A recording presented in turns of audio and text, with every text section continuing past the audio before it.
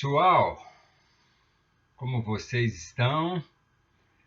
Vamos prosseguir o nosso estudo, introdução e análise do Antigo Testamento, e nós vamos falar um pouquinho hoje sobre a formação do cânon. Né? Discutimos na última aula sobre a canonicidade, os testes de canonicidade, né? Esclarecemos sobre isso. Agora nós vamos falar propriamente sobre o cânon. Quando os judeus eles aplicaram os princípios dos testes de canonicidade, no que dizia respeito à autoria, ao público e ao conteúdo, né? Os hebreus eles determinaram de um modo geral, com isso, quais livros deveriam pertencer ao Antigo Testamento, quais livros seriam canônicos, quais livros seriam os livros inspirados e quais os livros não seriam inspirados, não canônicos. Né? Então, já havia, claro, entre o povo uma certa confusão, né, sobre esses livros. Né? Isso demorou um tempo até que se fechasse a questão em torno dos livros canônicos. Né? Então, em certas ocasiões, os líderes judaicos eles encontraram-se para tratar desse assunto, para falar e discutir sobre isso. Né? E uma dessas reuniões, que se tornou muito conhecida e famosa, ela parece ter ocorrido numa cidade chamada Jânia, né?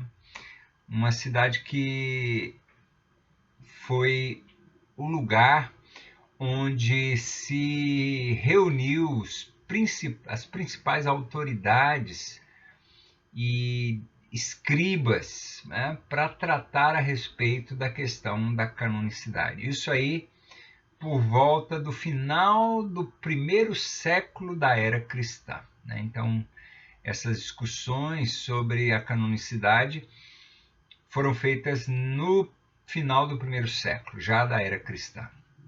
Bom, o concílio, portanto, né, de Jâmnia, ele ocorreu, segundo os estudiosos, aproximadamente no ano de 90 depois de Cristo. Então, finalzinho do primeiro século. Né?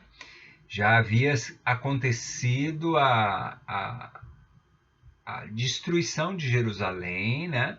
Os romanos já haviam invadido, porque isso foi em 70, né? Portanto, 20 anos depois é que eles reuniram nessa cidade. E justamente por causa da destruição da cidade, essa cidade de Jânia passou a ser uma cidade importante no que diz respeito às questões religiosas. Né? E ela estava ali localizada a sudoeste de Israel. Né? Hoje ela tem um outro nome, né?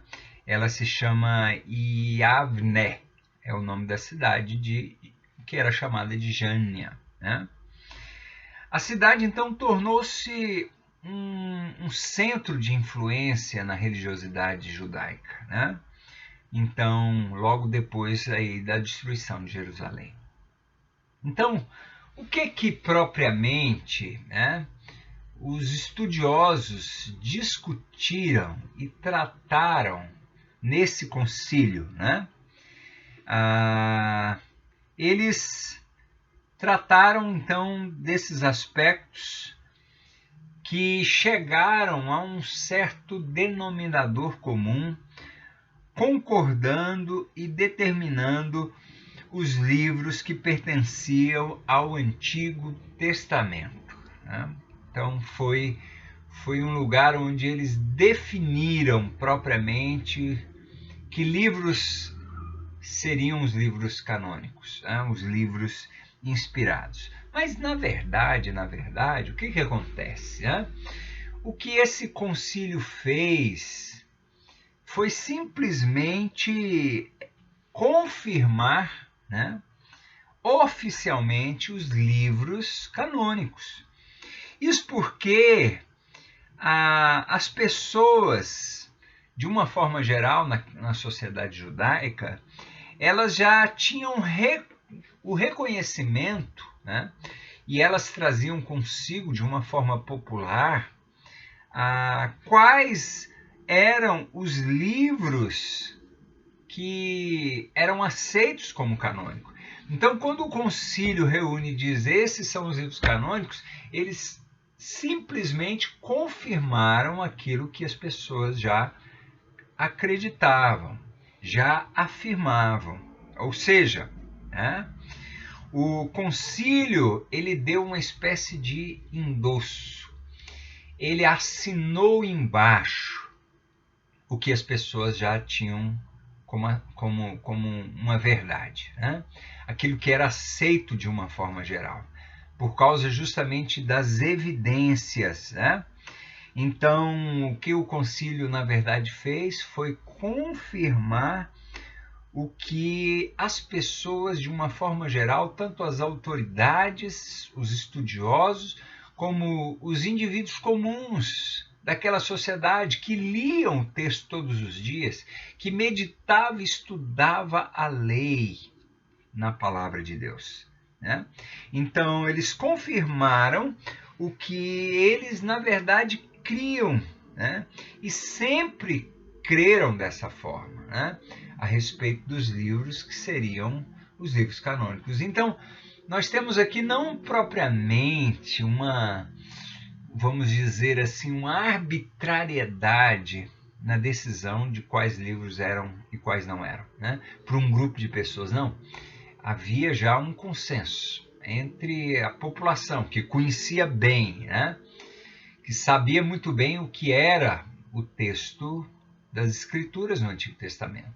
Para que vocês tenham uma ideia, né, a gente pode estabelecer uma relação de conhecimento popular, né, com uma coisa que acontece no Brasil. O brasileiro é conhecido pelo futebol. É claro que existem muitas pessoas no Brasil que não entendem nada de futebol, mas de uma forma geral, né, o brasileiro entende de futebol, né?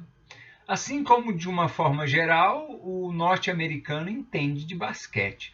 Então, quando se fala sobre futebol aqui e de basquetebol lá nos Estados Unidos, no geral as pessoas entendem de uma forma mais profunda, né?